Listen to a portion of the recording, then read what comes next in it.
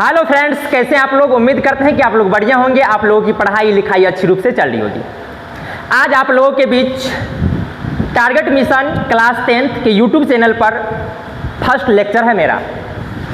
First lecture कहिए या zero lecture कहिए, जो कि आपको करवा दिया, उसमें सिलेबस का डिस्कशन किए हैं।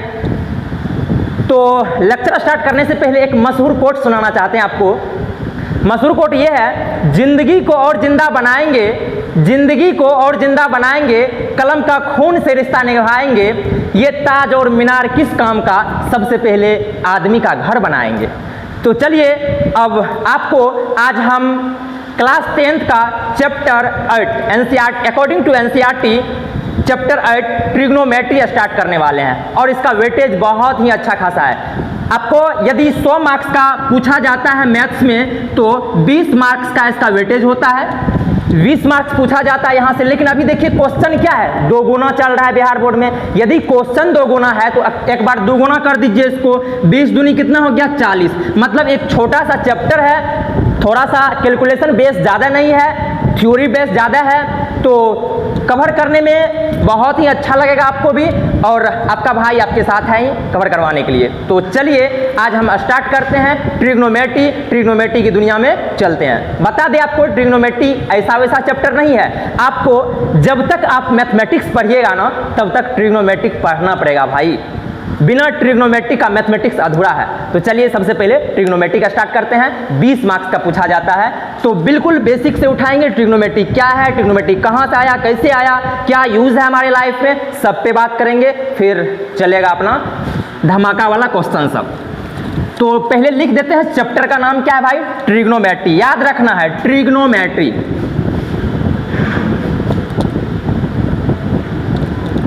ट्रिग्नोमेट्री याद रखना है। इसे हिंदी में कहते हैं त्रिकोणमिति।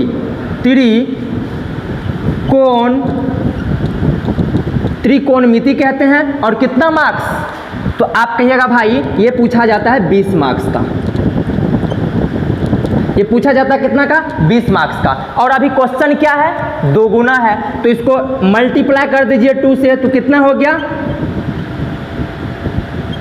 40 मार्क्स। 40-42 मार्क्स का आपको पूछा जाएगा। इसमें 2 चैप्टर पढ़ना पड़ता है, एक इंट्रोडक्शन ट्रिग्नोमेट्री का पढ़ना पड़ता है, एक हाइट एंड डिस्टेंस पढ़ना पड़ता है। 8वां चैप्टर और 9th वाला चैप्टर पढ़ना है। अच्छा चैप्टर है, पढ़ने में बहुत ही ज़्यादा मज़ा आएगा। आप जुड़े रहिए, देखिए कितना मज़ा आता है। तो चलिए सबसे पहले देख लेते हैं ट्रिग्नोमेट्री है क्या। ट्रिग्नोमेट्री देखो भाई क्या है, किसी भी ट्रायंगल के एंगल क्या होता है, कोण होता है। कोण और भुजा के बीच संबंध को बताता है। ये ट्रिग्नोमेट्री क्या है, trigonometry the branch of mathematics in which we study about relationship between sides and angle of a triangle. किसी भी ट्रायंगल के बीच, किसी भी ट्रायंगल में साइड्स और एंगल मतलब कोण और भुजा के बीच जो संबंध बताता है ना, उसे कहते हैं ट्रिग्नोमेट्री। तो आपका ये परिभाषा इंग्लिश में लिखना पसंद कीजिएगा कि हिंदी में। तो चलिए ऐसा करते हैं, दोनों मीडियम में परिभाषा को लिखते चलते हैं। परिभाषा आपको याद हो जाएगा। बोलेंगे the branch of mathematics in which we study about relationship between sides and angle of a triangle.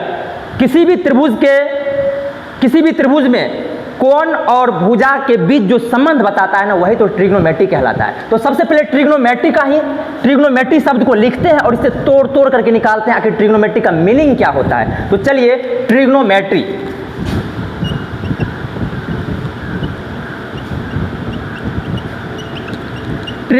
लिखे। ट्रिग्नोमेट्री में TRI मतलब होता है भाई 3। क्या होता है, 3 होता है। 3 मतलब क्या होता है भाई, 3 होता है।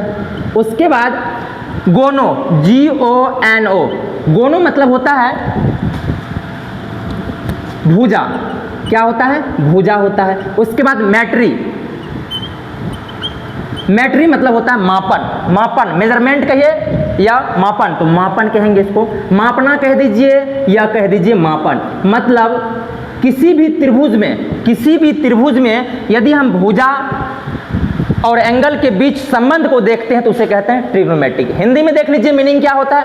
हिंदी में त्रि मतलब होता है भाई 3। त्रि मतलब क्या होता है, तो 3 होता है। त्रि मतलब हो गया 3।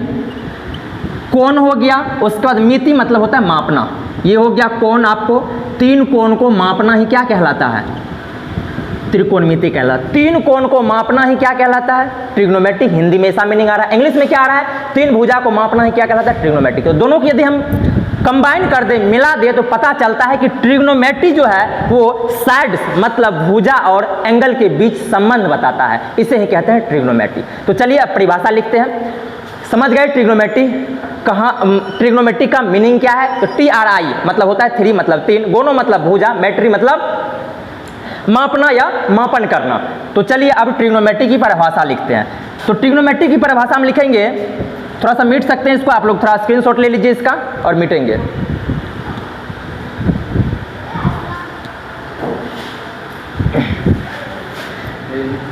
चलिए इसको मीट करके आपको ट्रिग्नोमेट्री का परिभाषा लिखते हैं। अब डायरेक्ट आएंगे ट्रिग्नोमेट्री का परिभाषा में।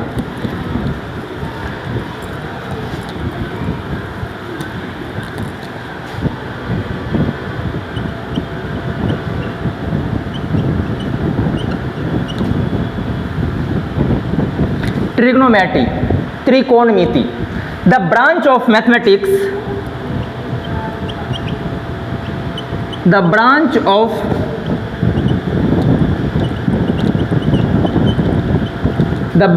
mathematics in which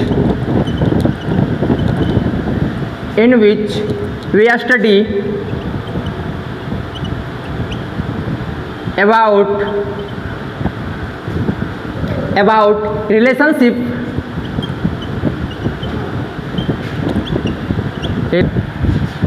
the branch of mathematics in which we study about relationship between sides and angle of a triangle।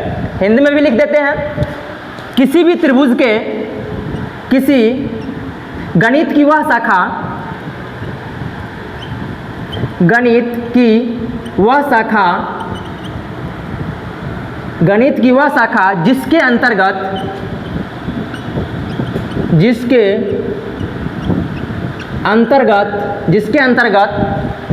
किसी भी त्रिभुज के भुजा एवं कोण के बीच संबंध के बारे में जानना ही ट्रिग्नोमेट्री कहलाता है।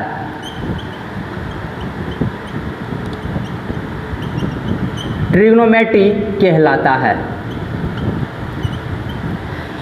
क्या लिखे भाई? देखिए इंग्लिश में लिखे हैं, the branch of mathematics in which we study about the relationship between sides and angle of a triangle. गणित की वह शाखा जिसके अंतर्गत किसी भी त्रिभुज के भुजा एवं कोण के बीच जो संबंध जानना चाहते हैं हम, उसे ही क्या कहते हैं?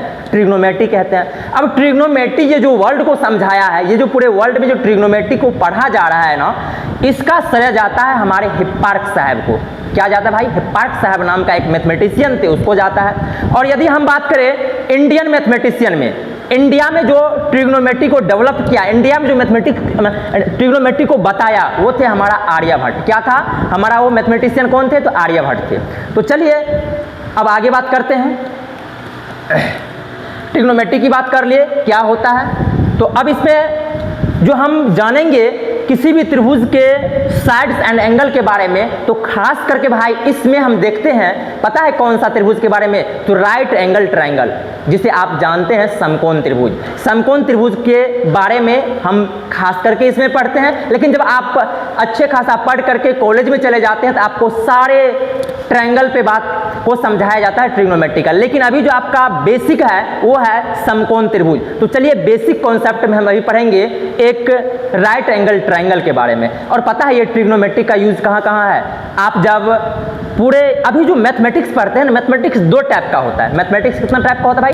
2 टाइप का होता है। एक होता है प्योर मैथमेटिक्स, एक होता है अप्लाइड मैथमेटिक्स। प्योर मैथमेटिक्स में आप कैलकुलेशन बेस्ड चीज़ों को पढ़ते हैं, लेकिन अप्लाइड मैथमेटिक्स में आपको अप्लाई करना सिखाता है। ट्रिग्नोमेट्री पढ़ के हम कहाँ पे अप्लाई करते हैं? कोई भी चैप्टर पढ़े तो उसको कहाँ पे अप्लाई करना है, वो हमारा अप्लाइड मैथमेटिक्स में पढ़ाया जाता है, जो कि आपको अभी नहीं पढ़ना होता है। जब 11th 12th में पढ़ लेते हैं ना, तो फिर आगे हमको जब कॉलेज में जाना होता है तो वहाँ पे अप्लाई करने के लिए बताता है। ये ट्रिग्नोमेट्रिक जो चैप्टर है ना, बहुत ही ज़्यादा यूजफुल है हवाई जहाज़ को बनाने में। उसके बाद आप बड़े बड़े मकान बनाते हैं, उसको करने में, ज़मीन का जो सर्वे होता है उसमें हमारा ये ट्रिग्नोमेट्रिक वर्क करता है, ठीक है ना। तो चलिए अब आते हैं हमारा जो ट्रायंगल के बारे में, इस ट्रिग्नोमेट्रिक जिस ट्रायंगल के बारे में जानकारी देता है उस ट्रायंगल पे चलते हैं। तो बेसिक कॉन्सेप्ट में पढ़ेंगे हम राइट एंगल ट्रायंगल के बारे में, बेसिक कॉन्सेप्ट में पढ़ेंगे राइट एंगल ट्रायंगल के बारे में। तो चलिए एक समकोण त्रिभुज के बारे में जानते हैं। सबसे पहले लिखते हैं बेसिक कॉन्सेप्ट। बेसिक कॉन्सेप्ट,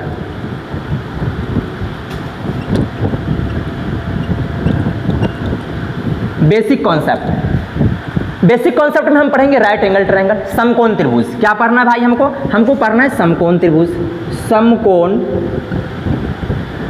समकोण त्रिभुज। और आपको पता है 6th क्लास से ही गुरुजी लोग बताते होंगे समकोण त्रिभुज क्या होता है।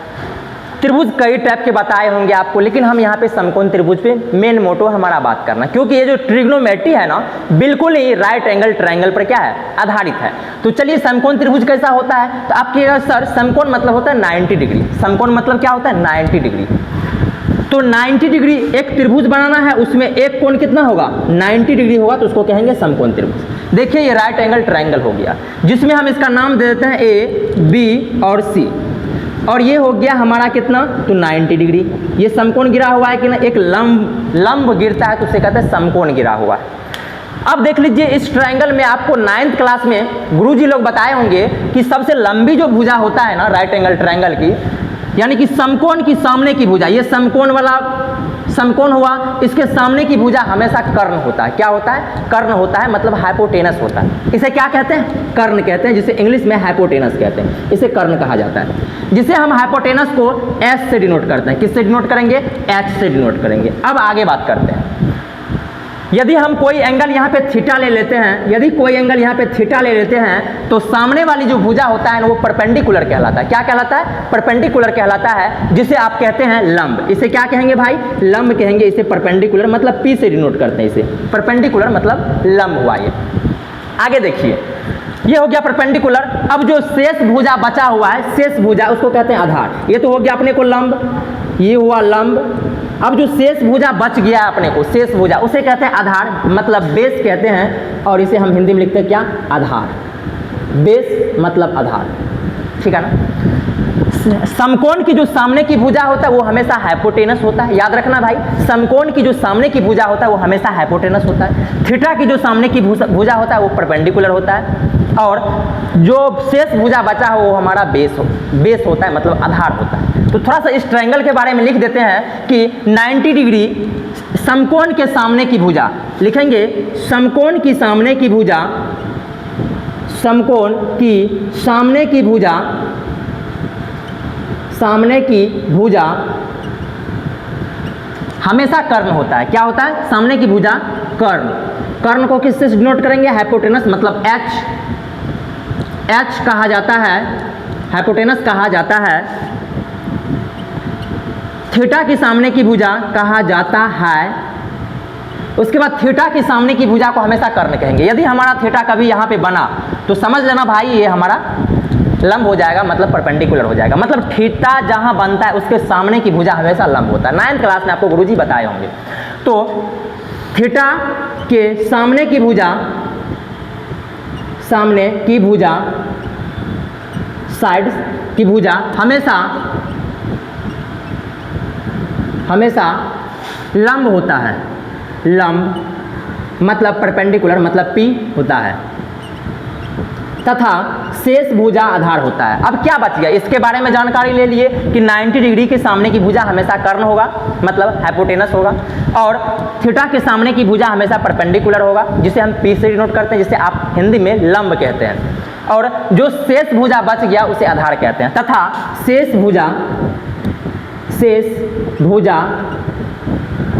बचा हुआ भुजा, जो शेष बच गया है, शेष बचा हुआ भुजा शेष बचा हुआ भुजा क्या कहलाता है? तो आधार कहलाता है, मतलब बेस कहलाता है, आधार यानी कि बी कहलाता है। अब देख लीजिए, हम यहां से कह सकते हैं कि ए बी जो है हमारा, ए बी के ये क्या हो गया आपका? लंब हो गया। ए बी बराबर कहिएगा लंब, परपेंडिकुलर, जिसे हम पी से डिनोट करेंगे। उसके बाद आता है ये बी सी क्या हो गया? तो बी सी आपका आधार हो गया, बी से सी, बी सी आपका आधार हो गया, जिसे हम बी से डिनोट करेंगे। उसके बाद जो सबसे लंबी भुजा है ना, ए और सी, ए सी क्या हो गया आपका?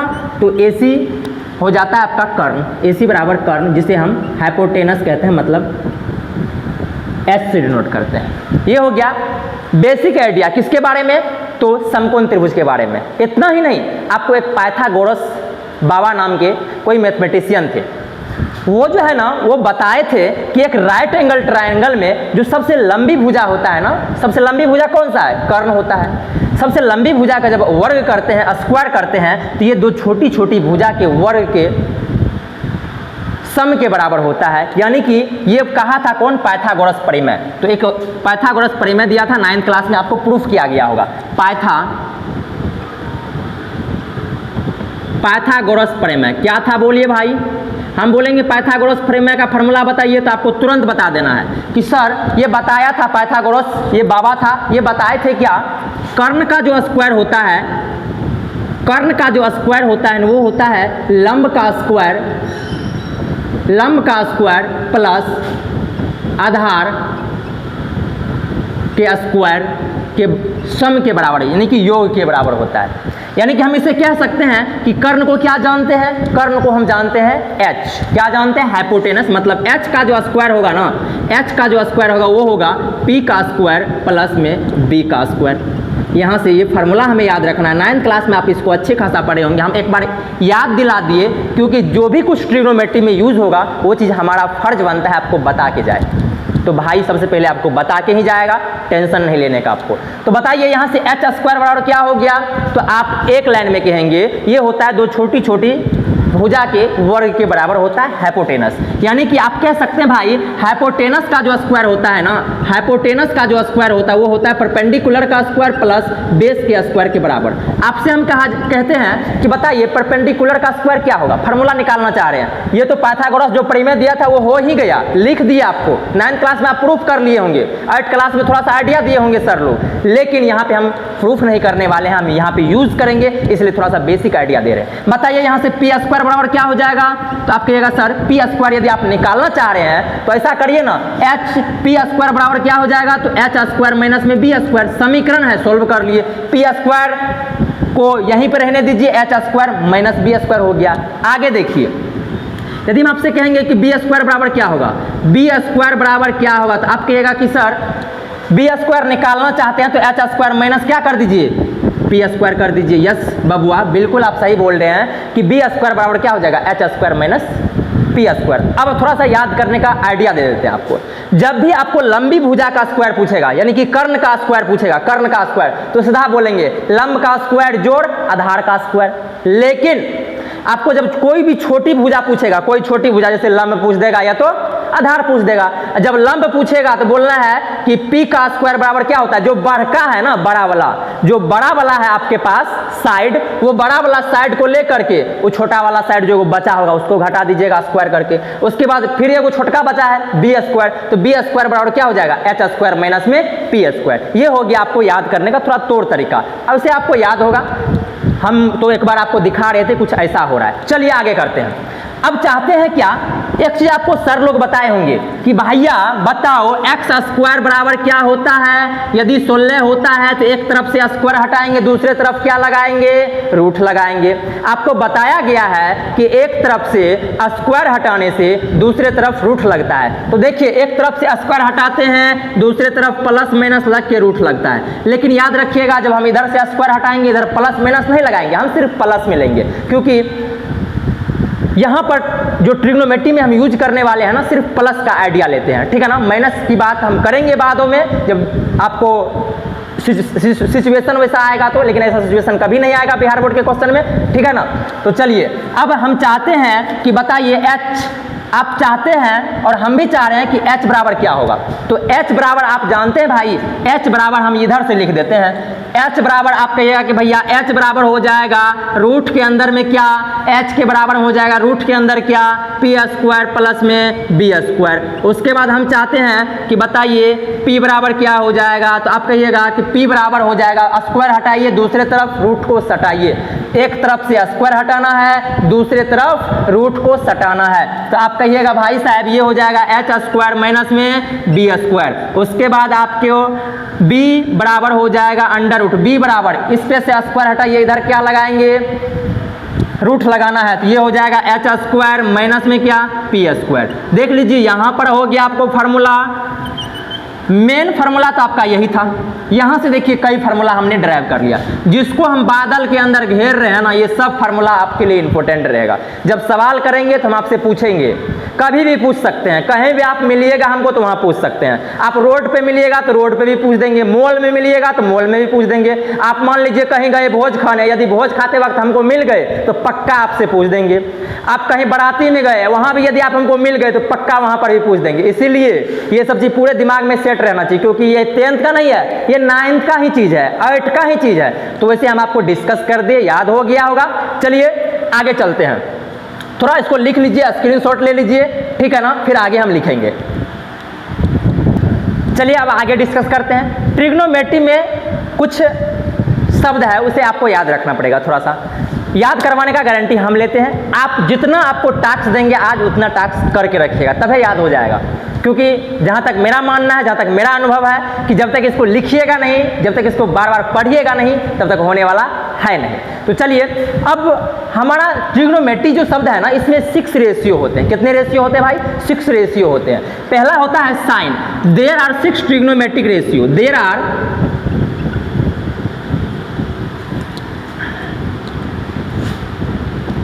Are 6 trigonometric ratio.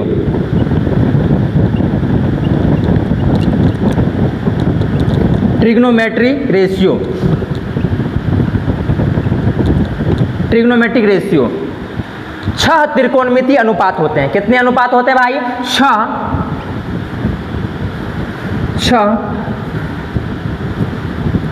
6 त्रिकोणमितीय अनुपात होते हैं। त्रिकोणमितीय अनुपात होते हैं।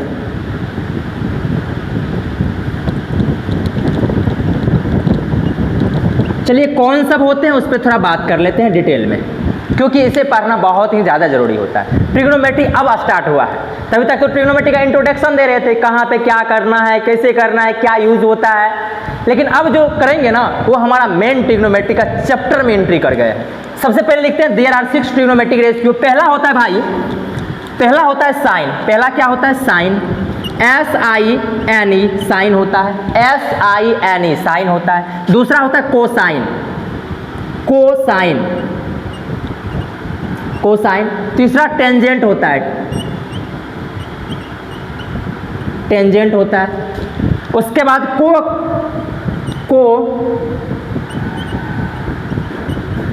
को टेंजेंट होता है। उसके बाद सेकेंड होता है, सेकेंड होता है। उसके बाद को सेकेंड होता है।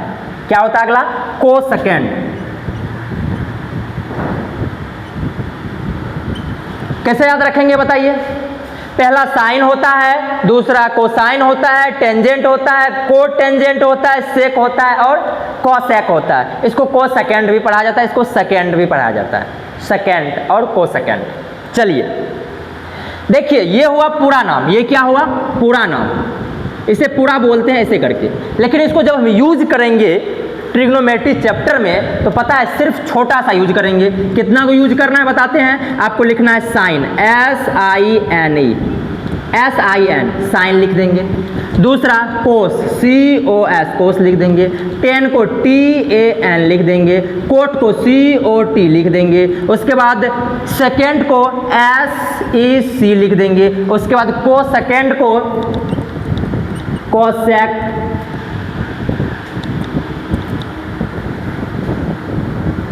कोसेक लिख देंगे। कोसेक देखिए sign, cos, tan, cot, sec, cosec.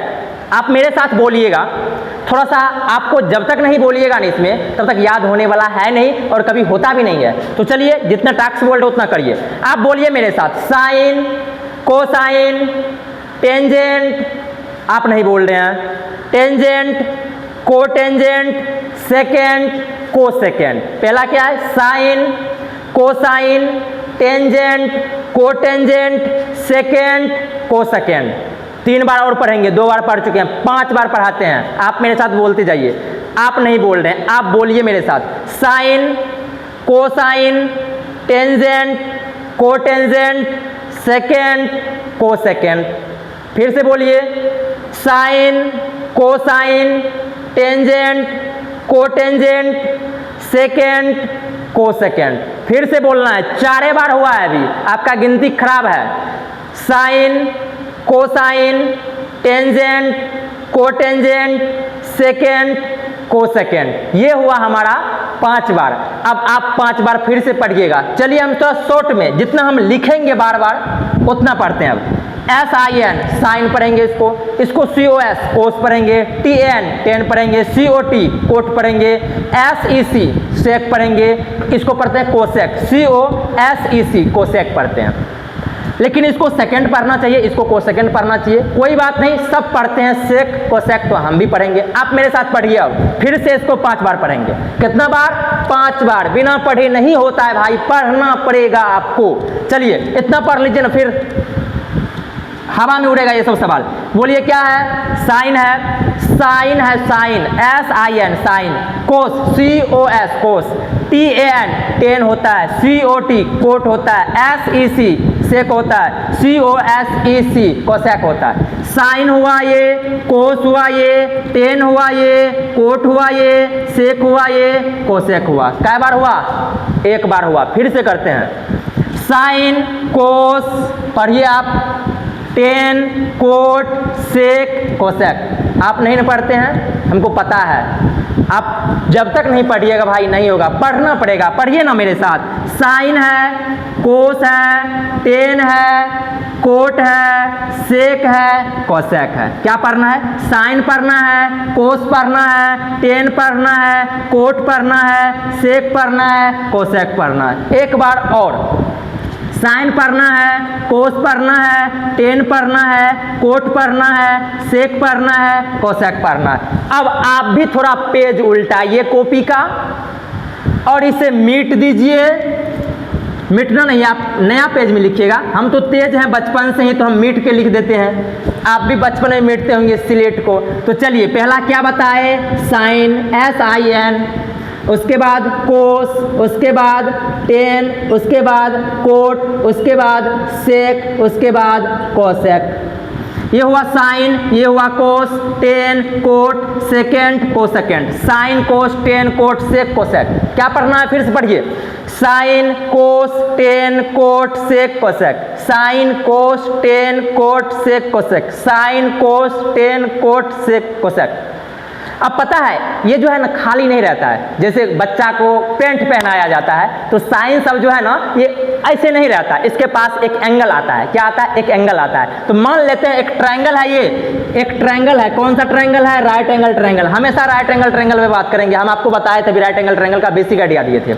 इसका नाम दे दीजिए ABC। मान लेते हैं यहाँ पे थीटा है, ये समकोण है। समकोण के सामने की भुजा क्या होता है, तो कर्ण होता है, जिसे हाइपोटेनस कहते हैं। थीटा के सामने की भुजा क्या होता है, परपेंडिकुलर होता है, जिसे हम लंब कहते हैं। उसके बाद शेष बचा हुआ भुजा क्या कहलाता है, तो कहिएगा सर बेस कहलाता है। आप ही बताए थे अभी, हाँ हम ही बताए थे, बिल्कुल सही है। चलिए आगे मीट देते हैं। फिर से आप भी मीट दीजिए, फिर से लिखिए, बार बार लिखिए जब तक आपको अच्छा है। डेटिंग में नहीं होगा ये छो के छो लिखा हुआ, जब तक आपको दिमाग में सेट ना हो जाए तब तक लिखना है। तो क्या हम लिखते हैं साइन, और एंगल बताए थे कि ऐसे नहीं रहता है, इसके साथ कोई एंगल आता है। तो मान लेते हैं ये थीटा है, साइन थीटा हो गया। अब क्या पढ़ेंगे, साइन थीटा। इसे पढ़ते हैं थीटा। इसको क्या पढ़ना भाई, थीटा पढ़ते हैं, थीटा। ठीक है ना, इसे थीटा पढ़ना है आपको। चलिए उसके बाद क्या पढ़ना है, कोस के साथ भी थीटा लगा देंगे, टेन के साथ भी थीटा लगा देंगे। आप इसको थोड़ा दूर में लिख रहे हैं, हम देख रहे हैं आपके कॉपी को कि आप इसको थोड़ा दूर करके लिखते हैं, नहीं दूर करके नहीं लिखना है, बिल्कुल करीब में लिखना है, करीब में। उसके बाद क्या लिखना है, कोट थीटा लिखना है, उसके बाद सेक थीटा लिखना है, उसके बाद कोसेक थीटा लिखना है। इतना काम आपको करना पड़ेगा। हम इस ट्रायंगल से जो है ना थीटा लिए हैं तो लिखे हैं sine theta, cos theta, tan theta, cot theta, sec theta, cosec theta. Sine theta, cos theta, tan theta, cot theta, sec theta, cosec theta. Sine theta, cos theta, tan theta, cot theta, sec theta, cosec theta. आप नहीं ना बोलते हैं, चुपचाप बैठे हुए हैं, सब देख रहे हैं हम आपका बदमाशी वाला चाल। Sine theta, cos theta, tan theta, cot theta, sec theta, cosec theta. ये हुआ हमारा देयर आर 6 ट्रिग्नोमेट्रिक रेशियो, 6 त्रिकोणमिति अनुपात होते हैं, रेशियो होते हैं, ठीक है ना। चलिए आपको अब क्या करना है, आपके लिए टास्क ये है भाई, सबसे पहले एक त्रिभुज बनाएंगे बगल में और इन सभी को लिखेंगे। आप ले लीजिए, यहाँ पे हम ले लेंगे बीटा, मान लीजिए एंगल आप कहेगा कि सर आप ही का बात चलेगा हमेशा, आप थीटा देते हैं तो हम भी थीटे देंगे, नहीं आप कुछ भी ले लेना भाई, आप बहुत अच्छे बच्चे हो। आपका इच्छा होगा कि नहीं हम थीटा नहीं लेंगे, हम लेंगे अल्फा लेंगे, तो ले लीजिएगा अल्फा, क्या दिक्कत पड़ता है। तो लिखना है आपको साइन अल्फा, क्या लिखना है आपको, साइन अल्फा लिखिएगा। फिर आपको लिखना पड़ेगा कोस अल्फा, फिर आपको लिखना पड़ेगा क्या, टेन अल्फा, उसके बाद क्या लिखना पड़ेगा, कोट अल्फा, उसके बाद सेक अल्फा, उसके बाद कोसेक अल्फा। यानी कि आप थीटा लीजिएगा एंगल तो थीटा लिखिएगा, बीटा लीजिएगा एंगल तो बीटा लिखिएगा, गामा लीजिएगा एंगल तो गामा लिखिएगा। अब कहिएगा कि सर हम अपना नाम नहीं ले सकते हैं, तो आपका नाम क्या है, ऋतिक है, तो आप ले लीजिएगा आर, यहाँ पे एंगल आर लेकर के इधर आर बैठा दीजिएगा, कोई फर्क नहीं पड़ता है। लेकिन जनरली हम थीटा ही लेते हैं, जनरली क्या करते हैं भाई, थीटा लेते हैं या बीटा लेते हैं या गामा लेते हैं, कुछ भी ले सकते हैं आप, ठीक है ना, आपका मर्जी। हम आज़ाद देश के लोग हैं सर, हमको आप नहीं कह सकते हैं कि थीटा ही लेना है। अच्छा भाई आपको नहीं बोलेंगे थीटा ही लेना है, लेकिन कल से हम यदि सवाल करेंगे तो पक्का हम थीटा ही लेंगे, आपको भी लेना पड़ेगा। यदि नहीं लीजिएगा तो फिर कन्फ्यूज़न होगा, तो चलिए थीटा ही लेंगे, ठीक है ना, जनरली थीटा लेंगे। फिर से पढ़ लीजिए एक बार, जाते जाते फिर चले जाएंगे दोनों। आपके लिए टास्क ये रहेगा कि इसको कई बार लिख करके आइए, आपको कम से कम 10 बार लिख के आना, 10 टाइम्स लिख के आना। टाइम्स मतलब होता है बार, जिसको आप कहते हैं, ये टाइम मतलब समय होता है। क्या होता है भाई, टाइम मतलब समय होता है और टाइम्स मतलब बार होता है। कई बार लिखना है, 10 टाइम्स लिखना है, ठीक है ना, 10 बार लिख के आना। इस चीज़ को 10 बार, आप कहेगा सर इतना टास्क देते हैं आप, हाँ हम इतना ही टास्क देते हैं, आपको बनाना पड़ेगा। यदि आपको मैथमेटिक्स में अच्छा करना है, मैथमेटिक्स में अच्छा मार्क्स लाना है, तो आपको करना पड़ेगा भाई मेरे साथ। और हमें उम्मीद है कि मेरा छोटा भाई पक्का करेगा, छोटी बहन बिल्कुल करेगी ये सब काम, ठीक है ना। चलिए साइन थीटा पढ़ना है, इसको कोस थीटा पढ़ना है, टेन थीटा पढ़ना है, कोट थीटा पढ़ना है, सेक थीटा पढ़ना है, कोसेक थीटा पढ़ना है। उसके बाद क्या है, आप कहिएगा सर हम थीटा एंगल नहीं लेने वाले हैं, आपके बात पे नहीं चलने वाले हैं, तो आप बोलिएगा कि नहीं सर हम अल्फा ही लेंगे, तो कोई बात नहीं। साइन अल्फा पढ़ना है, कोस अल्फा पढ़ना है, टेन अल्फा पढ़ना है, कोट अल्फा पढ़ना है, सेक अल्फा पढ़ना है, कोसेक अल्फा पढ़ना है। आपके लिए इतना टास्क रहा, कल मिलते हैं, इसको आगे बढ़ाते हैं। आज के लिए इतना ही, अपना ख्याल रखिए, पढ़ते रहिए, मस्त रहिए, बाय बाय।